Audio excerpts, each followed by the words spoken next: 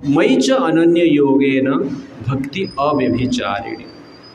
अनन्य योगेन मतलब without deviation, one pointed connection, उसको कहते हैं अनन्य योग। तो भगवान कृष्ण के साथ वन पॉइंटेड कनेक्शन के साथ भक्ति करना है। और भक्ति को भगवान क्या कहते हैं? अव्यभिचारिणी।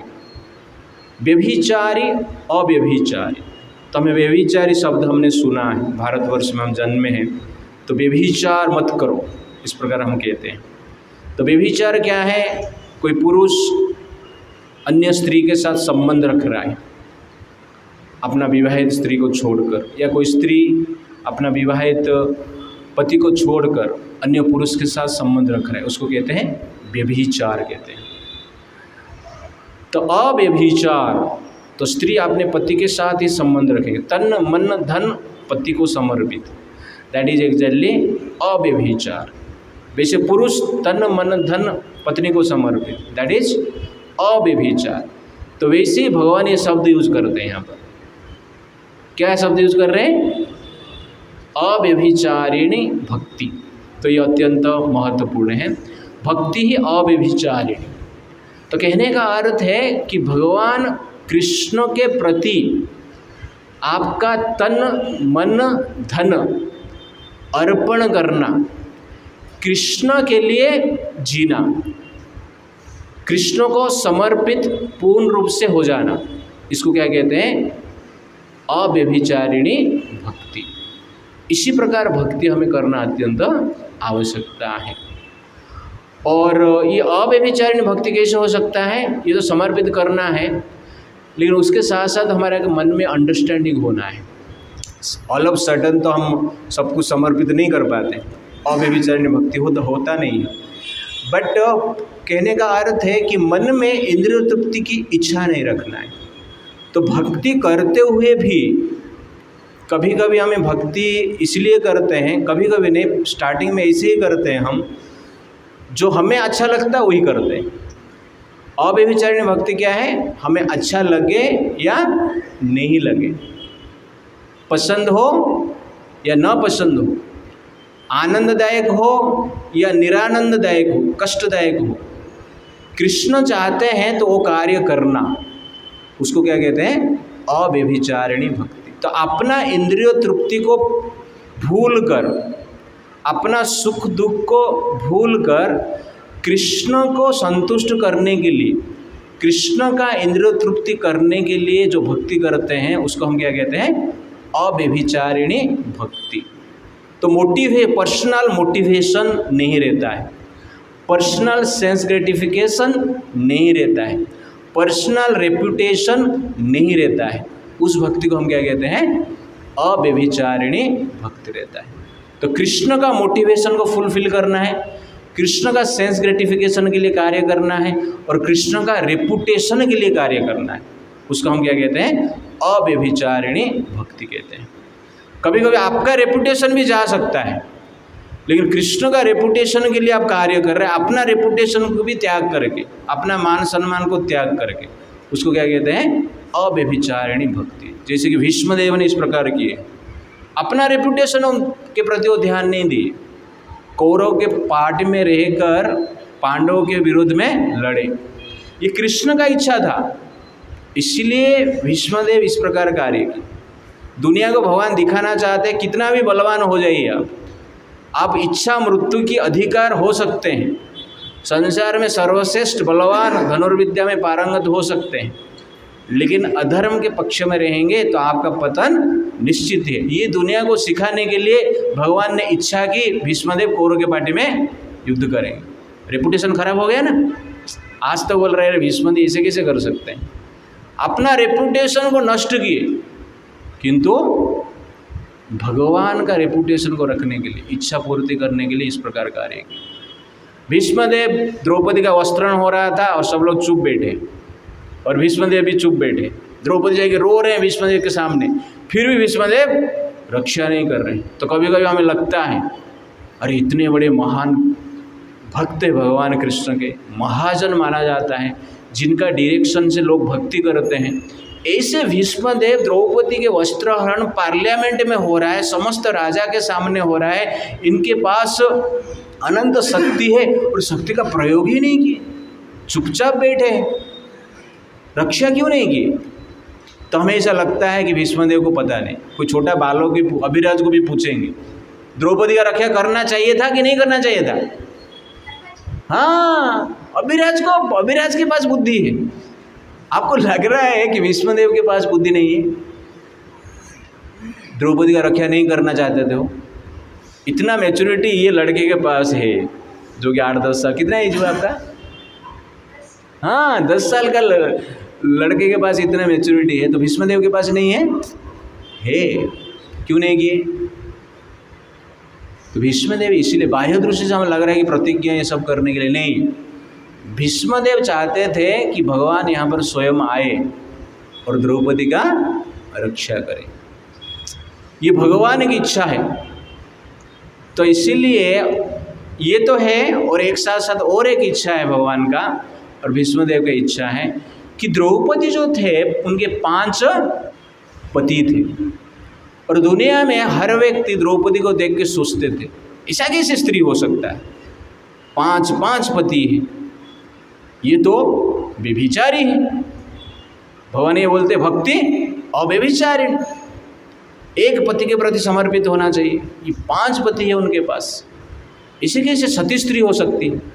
तो दुनिया में द्रौपदी के जो रेपुटेशन था ठीक नहीं था, लोग डर के मारे कोई किसको बोल नहीं रहा था कुछ, क्योंकि कृष्ण उनके पार्टी में है, पांडव उनके पार्टी में है। बट बाह्य दृष्टि से देखेंगे तो द्रौपदी का वो अपमान था, दुनिया में हर व्यक्ति ऐसा सोचता था, इसे कैसे हो सकता है?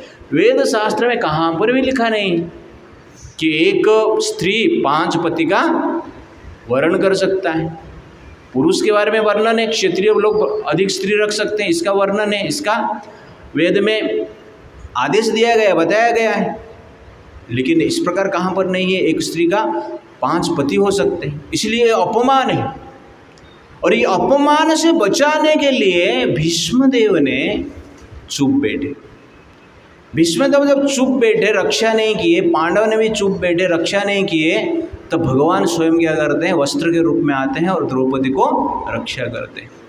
तो वस्त्र के रूप में आकर भगवान जब द्रौपदी का रक्षा करते हैं, पूरा दुनिया के सामने सर्टिफाइड करते हैं, ये जो स्त्री द्रौपदी है ये साधारण स्त्री नहीं है, ये दिव्य स्त्री है जो कि भगवान के द्वारा प्रोटेक्टेड है।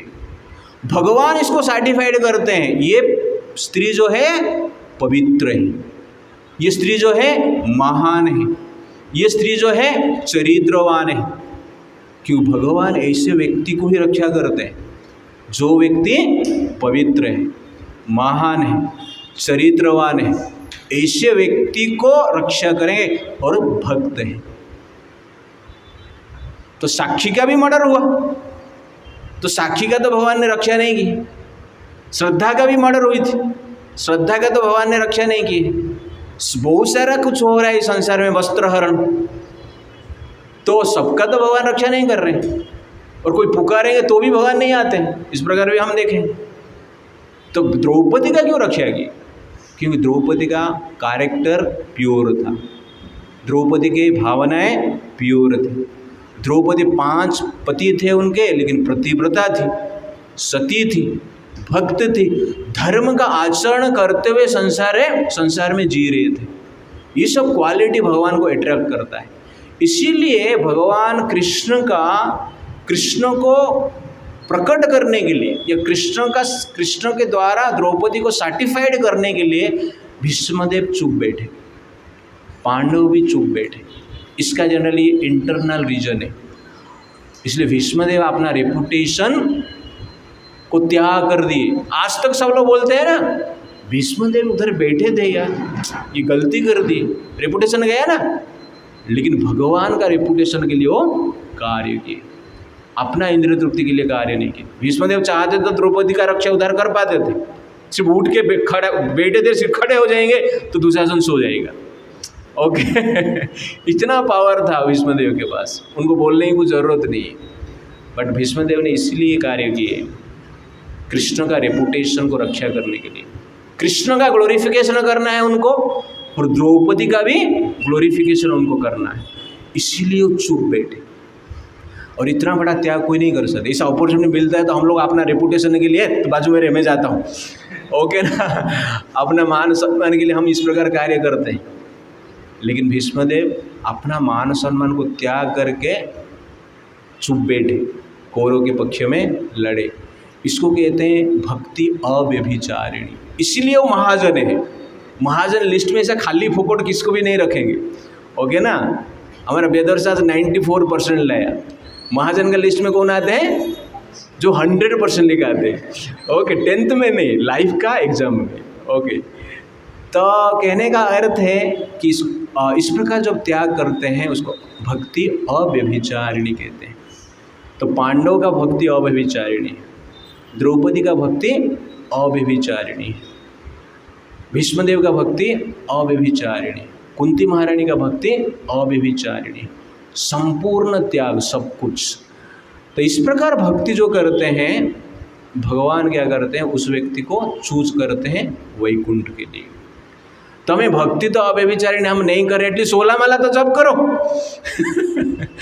लेकिन अव्यभिचारिणी भक्ति बाद में होगा, बट हम क्या करना चाहिए, एटलीस्ट 16 माला जप करना चाहिए। क्योंकि कलयुग का जो धर्म है, क्या है कलयुग का धर्म? नाम संकीर्तन, ओके ना। तो भगवान का नाम का स्मरण करना ये सर्वश्रेष्ठ धर्म है। तो प्रभुपाद जी को एक बार उनके एक शिष्य मिलने के लिए आए। प्रभुपाद जी ने उनको बताया कि डीटी वर्शिप के बारे में थोड़ा स्टैंडर्ड बनाओ। तो उन्होंने एक लिस्ट बनाए थे, जैसे बुक भी बनाए थे कि प्रभुपाद जी ये स्टैंडर्ड हम फॉलो करेंगे। प्रभुपाद जी वो देखे वो स्टैंडर्ड को, बोले ये बहुत कॉम्प्लिकेटेड है, इसको सिंपल कीजिए।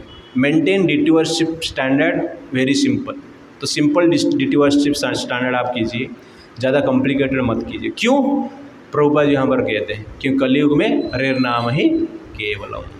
तो हरि नाम जो है कलयुग का धर्म है, नाम संकीर्तन कलयुग का धर्म है, इसके ऊपर फोकस कीजिए। तो कहने का अर्थ है कि हम अपना जो माला है एटलीस्ट 16 माला तक आने के लिए प्रयास करना चाहिए, वो करना चाहिए। जैसे कि लास्ट टाइम मैंने बताया, भाग्य भगाता रहेगा। ऐसा कुछ समय आएगा नहीं कि एक दिन हम करेंगे, नहीं, सब कुछ एडजस्ट करके हमें जनरल करना अत्यंत आवश्यकता है। इसको कहते हैं भक्ति अव्यभिचारिणी। समझ में आ गया? और ये भक्ति अव्यभिचारिणी हम करते हैं तो बाकी क्वालिटी अपने आप डेवलप होगा। जैसे कि हमने देखा ह्यूमिलिटी, अमानित्वम, अदम्भित्वम, अहिंसा, शांतिर, अर्जवम, ये क्वालिटी ना धीरे धीरे अपना हृदय में प्रकट होगा। और उसको अच्छी तरह से हम क्या कर सकते हैं, प्रैक्टिस भी कर सकते हैं जब ये भक्ति अव्यभिचारिणी करते हैं। तो अव्यभिचारिणी भक्ति मतलब एटलीस्ट अपना हृदय में अव्यभिचारिणी होना चाहिए। बाहर हम तन मन धन सब कुछ 100% समर्पित करना डिफिकल्ट हो सकता है, बट मन में अव्यभिचारिणी होना चाहिए। इंद्रिय तृप्ति की इच्छा नहीं होना चाहिए, रेपुटेशन की इच्छा नहीं होना चाहिए। तो we should live for the reputation of Krishna, motivation of Krishna and sense gratification of Krishna, that is अव्यभिचारिणी भक्ति।